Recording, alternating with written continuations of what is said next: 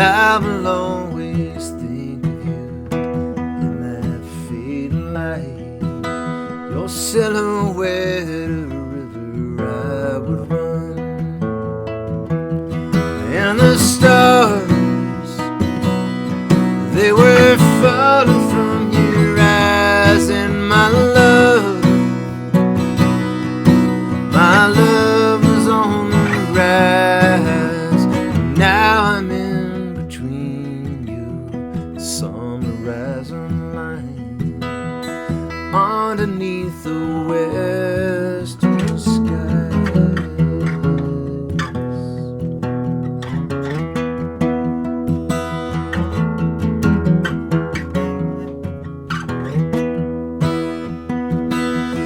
And the stars, they were falling from your eyes, and my love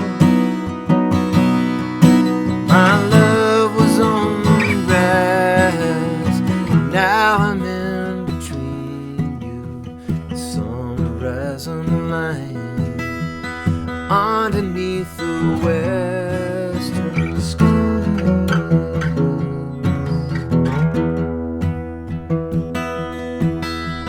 Time is not the only thing that flies for us now.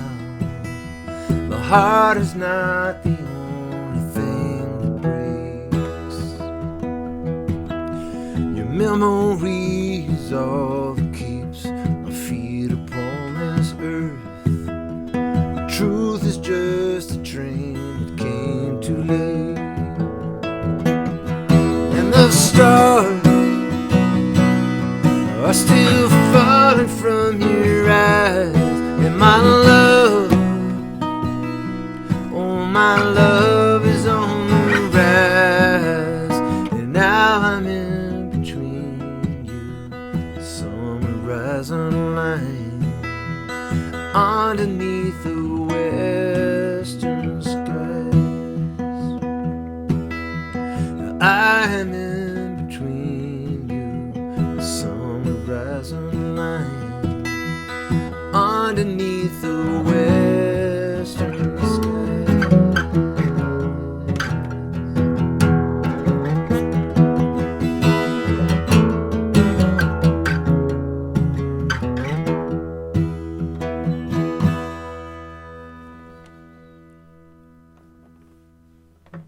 Yeah, Western Skies. Welcome to the Western Skies live stream. So this is the second week of 6 weeks of these. I'm going to do these. I got the record and the book coming out, Western Skies. I got a copy of the book right here.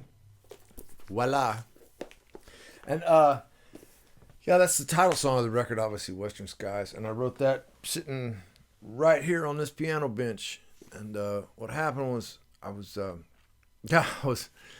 when the whole thing shut, when the world shut down in 2020, I'd come up here to the studio every day and write some songs and paint and draw and just quarantine in my little studio, which made my family very happy.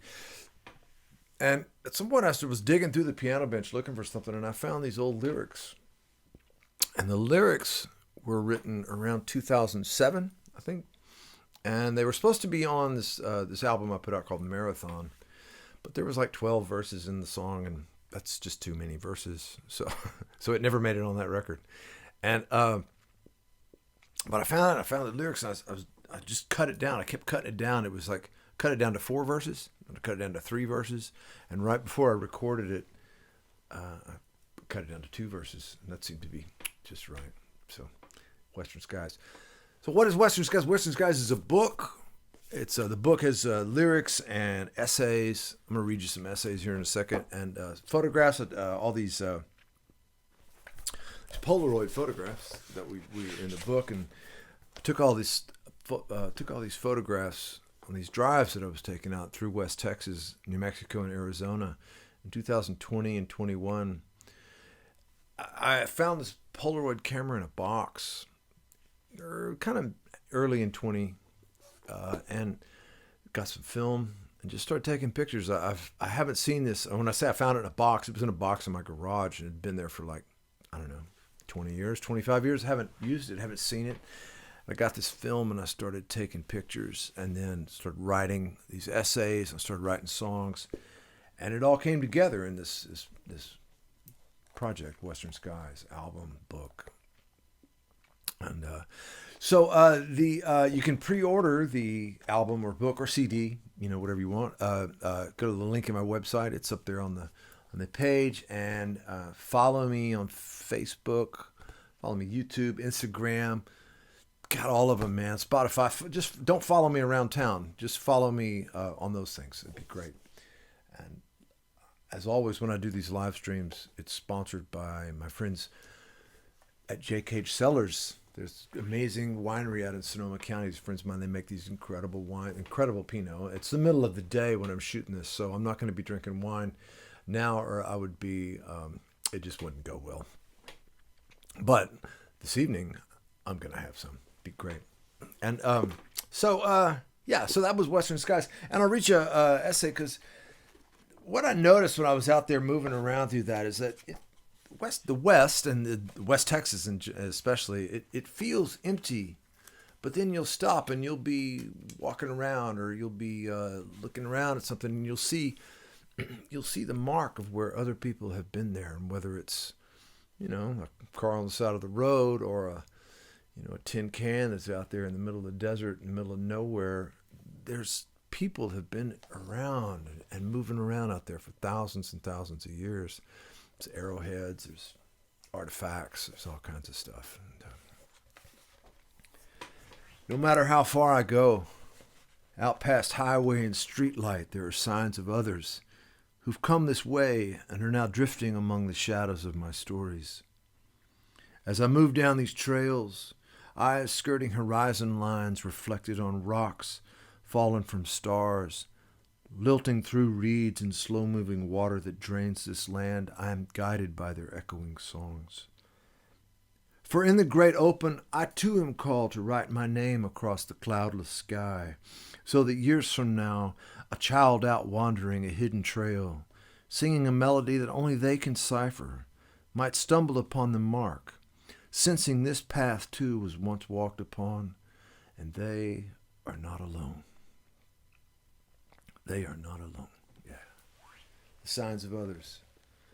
I think that what got me thinking about that was in that time, the 2021, the whole, shutdown, pandemic thing. I think a lot of people felt alone, and a lot of people felt isolated. And the traveling out in the West, no one was on the road, and the West is empty anyway, and then it was really empty. It was very easy to feel like I was the only one moving through this landscape.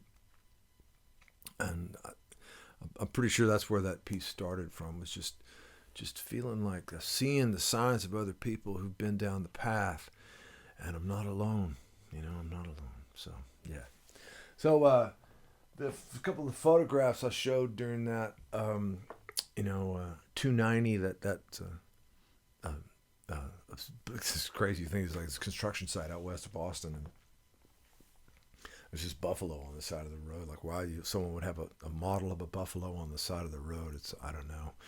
But and then there's also this one of those photos called Tank. There's this water tank on the side of the road. This little road out there in West Texas, Ranch Road 2400, and this water tank sits on the side of the road, and it's on a ranch. Of course, it's on private property, and I had to skip across a fence to go over there and take that picture. But it's the most beautiful, serene place. And I every time I go out there, I try to stop at this water tank and just think about. First off, it's a really old structure, but somehow it feels very contemporary and very modern. And there's something about looking at the sky reflected in a water tank that's really attractive. And then that photograph bull that comes from on this town called Valentine.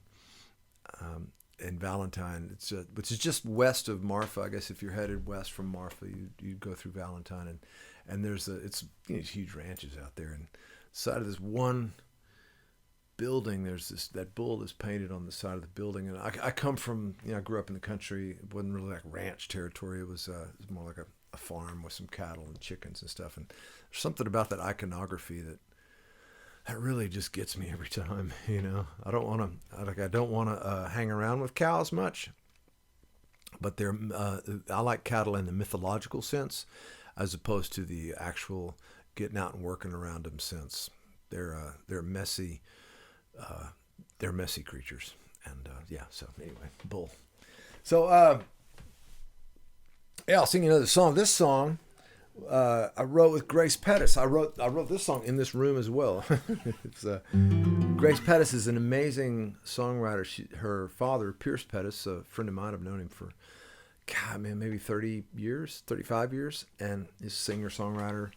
And Grace, I originally met Grace at church. She was this woman. She would come and sing it at the church I go to sometimes. And then a friend of mine, James House, who wrote some of the songs on the record, sang all the harmonies on Western Skies too.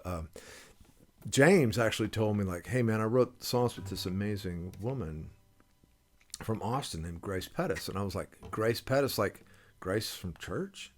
And it turned out to be the same person. And so I called her up. I said, James House said I should write songs with you. So you want to get together? So she came over, and Grace is an amazing poet. She has incredible words. And she had this idea for the song, and I had these chords that I'd been playing around on, and somehow I put this together. Yeah.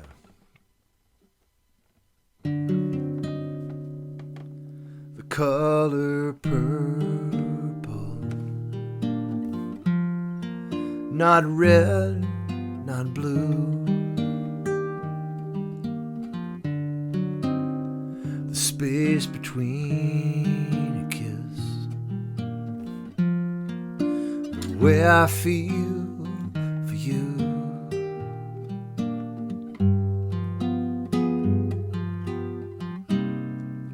A string of stars, the ties that bind you to me.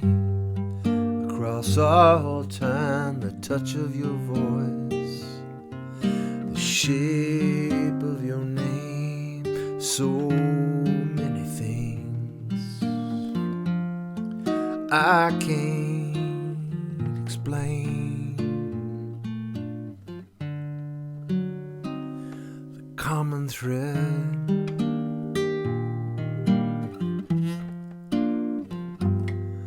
wrapped around, it feels like music, like heaven sounds.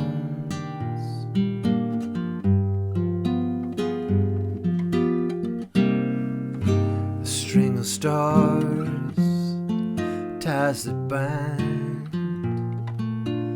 you to me. Across all time, the touch of your voice, the shape of your name, so many things I can't explain.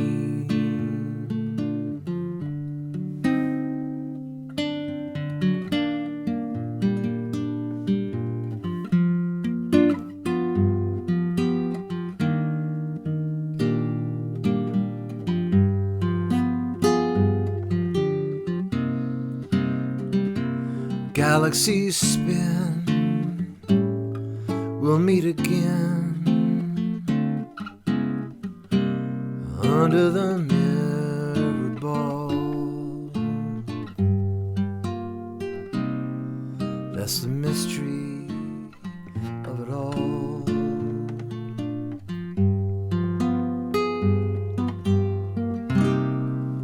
A string of stars, the ties that bind you to me. Across all time, the touch of your voice, the shape of your name, so many things I can't explain.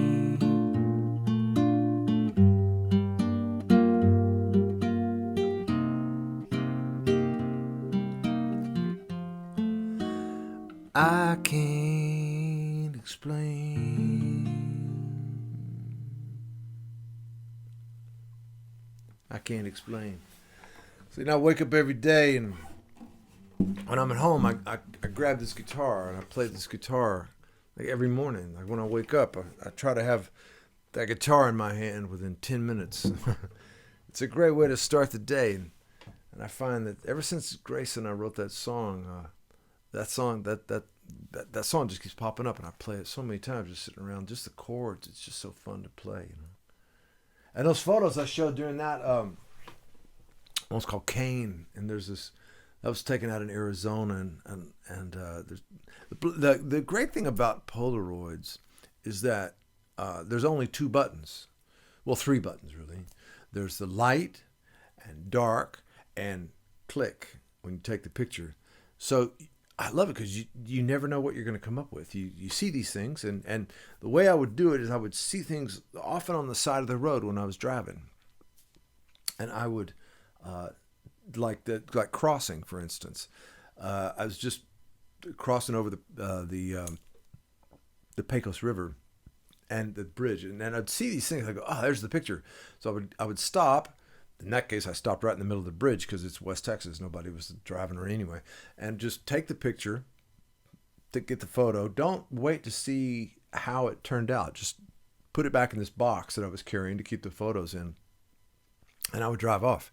And I would let it develop. And I would often get 5 miles down the road before I would look at the picture and see how it turned out. And there was a randomness that I found to be really, really exciting, because so much of our world is editable now.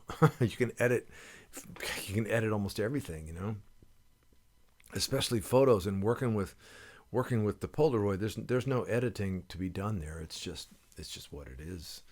And so yeah, just a couple things there about that. So yeah, I guess I'll read another essay to you. Yeah, this is called Rain. Rain is a powerful thing, and out in West Texas, rain doesn't come around enough. And so it's a big deal. The smell of cloud catches the heart of the most jaded, for even they know the promise of what might follow. The wind, that outrider of a frustrated God, scrapes across the plains, lifting hope and earth, only to drop both in some unmarked place without so much as a kiss goodbye. A slow rain is best, but the leavings rarely satisfy, because in this country there's never enough. Torrents are longed for and dreaded in equal measure, their quantity dreamed of, speed and destruction often remembered too late, as the flood runs wild over road and arroyo, trapping the innocent and slow in a death spin of leavings and mud. I pull my cap low to stand amongst the great washing, breathing in this gift of water rolling under collar and between shoulder blades, thinking of the hidden seed buried long ago in some other storm. Knowing I'll never see its bloom, I'm reminded that rarely do we witness the becoming of our days. Yeah, rarely do we witness the becoming of our days, which is the way it goes. You know, we I always say, we don't see what happens in our wake. We move through the world, but we don't really see what really happens, the effect we have. And that's like a seed that's planted in the ground. In the desert, you know, seeds will go underground. They'll be there for 50 years, 100 years before the rain hits them at the right time, and pow, they'll pop up and bloom. It's a powerful thing. That happened out in West Texas actually about 10 years ago. This massive rain happened at just the right time, and flowers that people had never seen. The whole thing lights up, you know. There's a great photographer, James Evans, who lives out in Marathon, Texas. And James was out there, and he took this beautiful photograph. It's a great book that he did of this. They call it The Great Bloom. And yeah, so yeah, doing that. A couple pictures there. Flood. That I was in Marfa about back in July. I had this artist in residence there for a few weeks. I was out there doing these drawings. I spent about 3 weeks drawing out there. It was great. And but one day the I don't know, the fire department, utilities, whatever. They came out and they opened up a fire hydrant right by where I was staying and flooded this whole street, which was kind of weird. There's not much water out there, and they just kind of wasted it. But whatever, I wasn't in charge. But it made this great image of those fence posts. It looks like you're out in the middle of a lake, but really right in the middle of town. And then January Sky, I got really into watching the weather back then, because when you're shooting Polaroids, you want a cloudy day. It's great because the light gets softer. So that in January, I guess 21 maybe, it was just this great cold day, and I got the camera and I drove west and out near Fredericksburg, Texas, and just looking around and that sky. There's a place I know out there, which is actually, it's a flint outcropping where they used to go and make arrowheads and stuff like that. And I stopped there and I was just checking it out and taking pictures, and it was really great. So, all right, I'll play another song here. By the way, you can pre-order the book. You know, there's a link there. And if you get the book, you also get the digital download of the book and the album. You get the digital download of the whole record. There's 10 tracks on the album, but the digital download will have 11 tracks, which is what the CD. There's a CD as well. You can order that, pre-order it, and and also running out of time. The first single comes out on Friday the 28th of January. I'm looking forward to that. The video of that as well. It's gonna be great. And so this song I wrote with James House, my friend James. He lives in Nashville. He's a great songwriter, great singer too. He did, like I said before, he did most of the harmony on the record. I did a lot of it myself, but he did it. The band on this record is pretty crazy, actually. It's Glenn Fukunaga plays bass. Glenn lives here in town, and he's played bass with so many people. Rami Antoon plays the drums. Rami used to play with Seal, actually, and then Charlie Sexton does a lot of the guitars. Well, all the guitars, all the electric guitar. And a lot of the acoustic guitar, actually, I found it's great to have someone else play acoustic guitar, because I played piano on a lot of this record. And then Ricky Ray Jackson played the pedal steel, which is really wonderful. He plays with Steve Earle now. He's an amazing pedal steel player. And that's pretty much the band. I guess one other, Mickey Raphael, harmonica player, plays with Willie Nelson. You've heard of that guy. Mickey played on one song. And then my friend David Mansfield did some strings on Running Out of Time.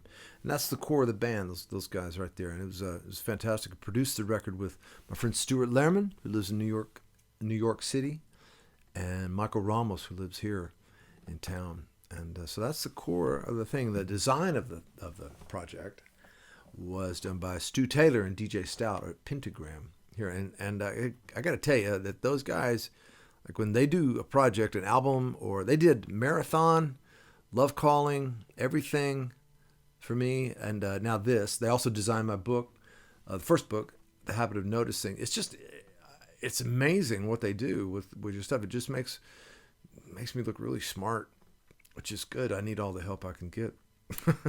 And so that's the core team. Anyway, back to Not Tomorrow Yet. I guess probably in... This song predates. Sorry, I guess this song was written maybe in 2019. I don't remember exactly. I think it was 2019, but it was on my birthday, which is coming up. It's March 11th, and I was in Nashville, and I was supposed to go to a meeting that day, and I blew off the meeting. I told them that something had come up, and what came up was that I wanted to go write a song instead of going to a meeting. And so I went out to James's house, and I had this idea because, I'll just play the song. It's called Not Tomorrow Yet. Oh, and I got to tell you this, when I was making the record, I was listening to a lot of J.J. Cale. And all while I was doing these drives in 20 and 21, I got really into listening to J.J. Cale, especially the Naturally record. And the great thing about that is that J.J. Cale was a sound engineer, audio engineer, and producer, as well as being this incredible songwriter. But he was into drum machines, like back in the 70s. He was into these really, really primitive drum machines, and it's so if you listen to that record, it's most of it's drum machines, and then maybe they put a drummer on top of that, but it's these really simple grooves, and so yeah, I'm gonna play a little groove here because I was using this to write with, and then when I made the record, this was the core, not this drum sound in particular, but it was the core of kind of how we made the thing. It was fun. So here we go. Yeah. I feel so hip doing that, you know.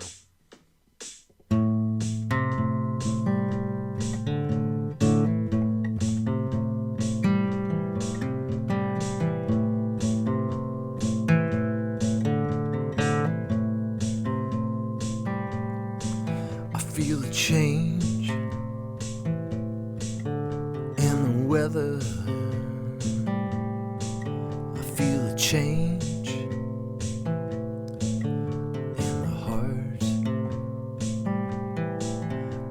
wonder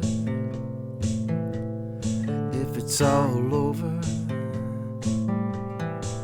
Yes, I wonder how to make a new start. I'm going down, going down, going down, down into the valley.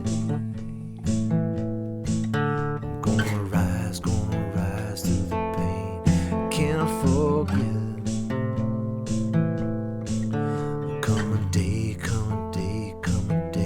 Struggle behind me. It's alright, it's alright, it's alright. It's only midnight, not tomorrow yet.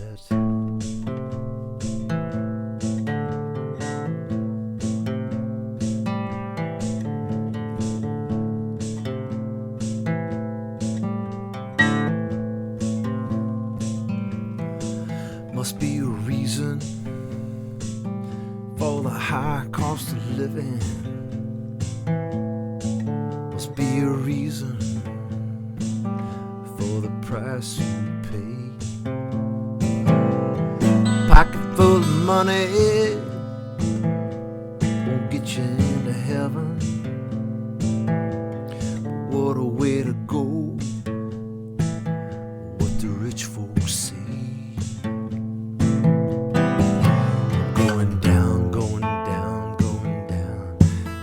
To the valley, I'm gonna rise to the pain.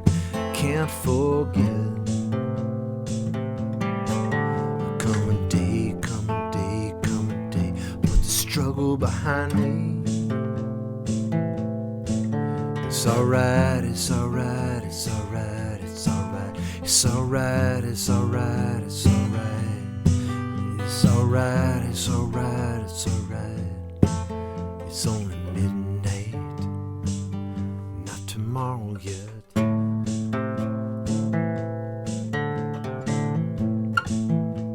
Oh, not tomorrow yet.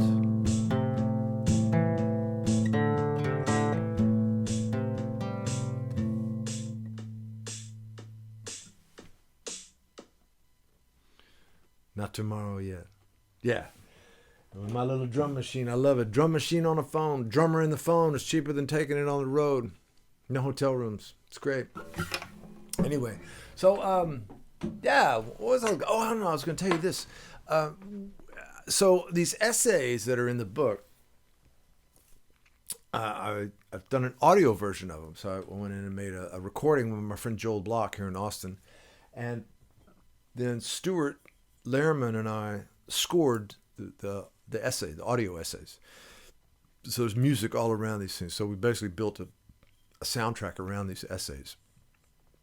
And while I was doing that, I was thinking we should make little movies. And so I've created basically another record that's going to come out in the fall. It's a spoken word record, Western Skies Essays. And it will be, and there's a whole series of videos that will, for each essay, there's a video, and then there'll be one long video that'll come out. And I'm working with a guy named Grant Clare to make those videos. And it's really, that part of it's so fun. That will be happening way down the road, but just know that there's there's a whole bunch more information coming out at you. There's like tons of videos that we've made, and it's so fun. This has been whole project, Western Skies, it's a lot of work, but it is really, really fun. Oh, and then there's a whole other thing happening in that on March 5th, I took some of the Polaroids and I created some lithographs of these from the images. And the lithographs are about 15 inches tall and 12 inches wide, and with Burning Bones Press, with Pat Masterson at Burning Bones Press in Houston.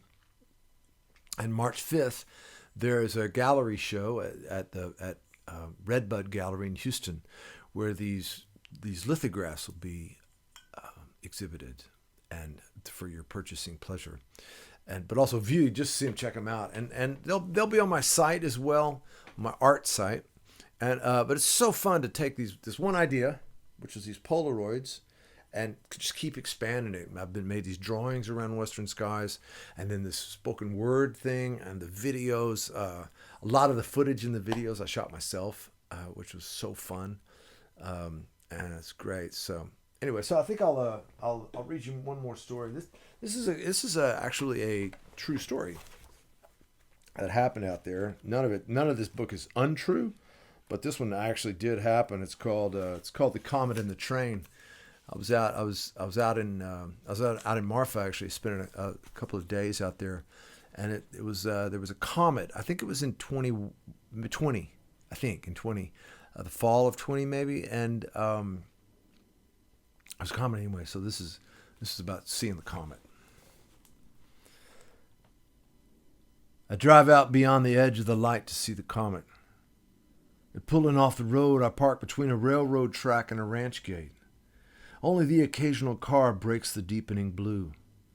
The rise and fall of headlights fanning out across the land in search of something to hold on to. There's none.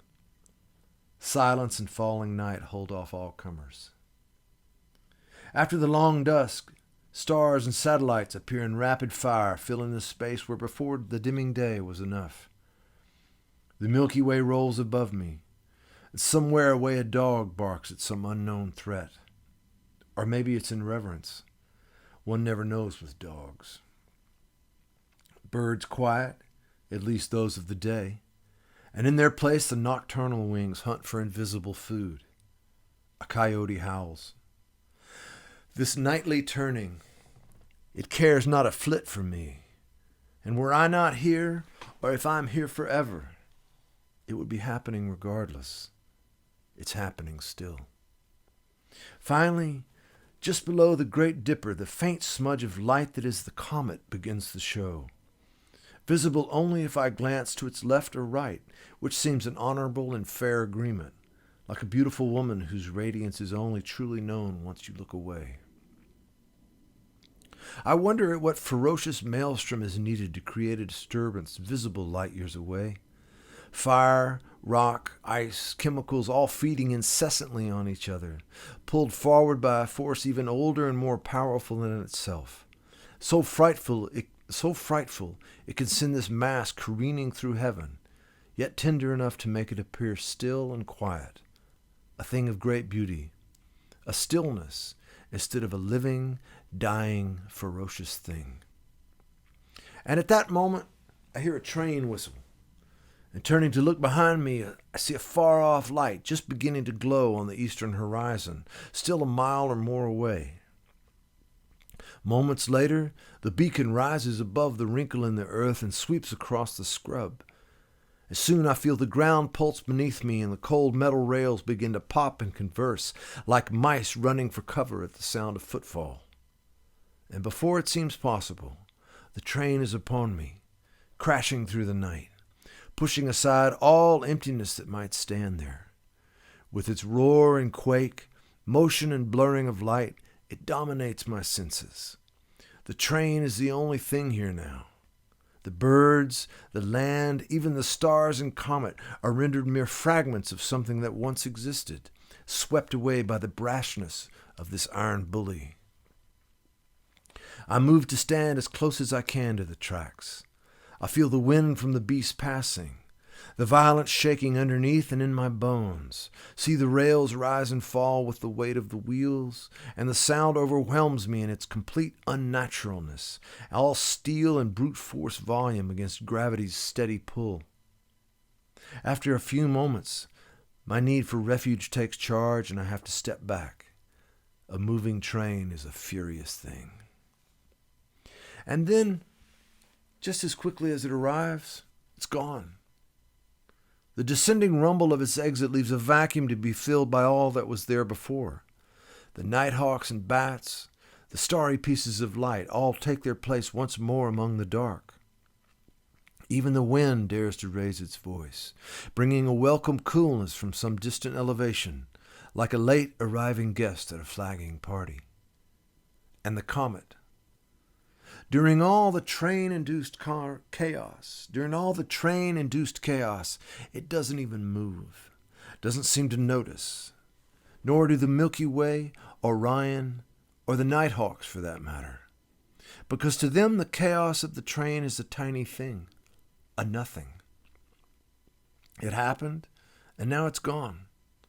The night still turns. The great galaxy knifes its way through the sky. And with a finger snap in the passing of time, I myself will be gone, driving eastward again into the morning light of our own little star. We make such a big deal of the present, lost in our assumptions and wrong-headed constructs, that what's occupying our vision is a static, forever thing, when really there's a grander motion. We're surrounded by stars. A comet hangs in the sky, and we instead let ourselves be overwhelmed by the train. The chaos of any moment tires of itself eventually. The train moves on to some other crossing, and then another. Stillness is always at the ready, waiting for our attention. Yeah. The comet and the train.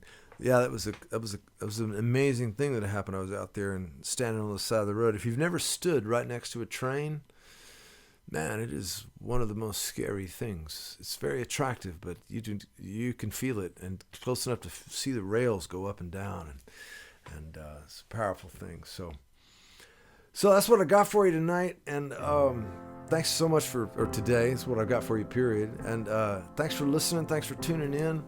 Pre-order the book. The book will ship in March, and the album will ship the end of March. You can get them on my website.